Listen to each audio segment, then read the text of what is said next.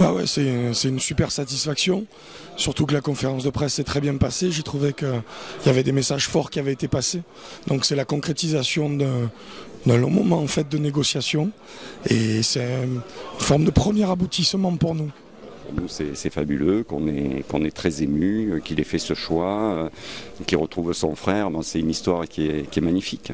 Cette agitation autour du club, c'est une bonne chose, non? Mais ça donne beaucoup de notoriété, ça donne beaucoup de force aux dirigeants, beaucoup de force au club dans son positionnement. Et vraiment, on est très heureux, surtout de ce qui va se passer. C'est maintenant ça qu'on attend avec beaucoup d'impatience. Est-ce que les coéquipiers de Nicolas, comment ils ont accueilli la nouvelle? Est-ce que justement, par exemple, Borut Oslak, qui est demi-centre aussi, comment il a accueilli le truc? Mais je pense qu'ils sont tous très heureux. C'est un sport collectif, c'est un sport qui est fait de concurrence. C'est une concurrence saine qui va s'établir. Je pense que tout le monde va avoir envie de participer, d'élever son niveau de jeu. Borut comme les autres.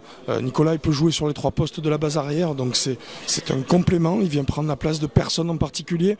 Et ça va être que des bons moments, comme l'a dit Christian. Patrice Canaillé disait qu'il a perdu un joueur qui joue près de 50 minutes par match. Est-ce qu'il va jouer autant que ça à Aix? Ça dépendra de ses performances, mais oui, évidemment qu'il est amené à avoir un poids important dans l'équipe, même si je souhaite garder l'équilibre de l'équipe actuelle et faire en sorte que nos tauliers habituels restent nos tauliers habituels. Voilà. Je ne suis pas sûr de l'utiliser au poste de demi-centre, au moins dans un premier temps. Donc non, ça reste à travailler, ça reste à discuter, mais dans un premier temps, je pense plutôt qu'il se positionnera sur un poste d'arrière latéral. Oui, donc il va jouer dès cet après-midi contre Monaco pour se mettre en forme, mais surtout contre Billers, ça sera un atout pour le club. Ah bah oui, bien entendu. Donc lui a demandé, alors qu'on lui avait proposé de se reposer ce week-end, de s'installer tranquillement, lui a demandé à jouer. Enfin, en tout cas, il s'est mis à la disposition de l'entraîneur et du groupe. Donc ça, c'est remarquable. Et bien entendu qu'on va compter sur lui à Billers. On aura besoin de lui, de son talent, absolument. Après Billers-Montpellier, vous avez promis une grande fête. Est-ce qu'il est prévu un dispositif spécial pour tous ceux qui ne seront pas dans la salle? Non, malheureusement, il n'y a pas de dispositif spécial.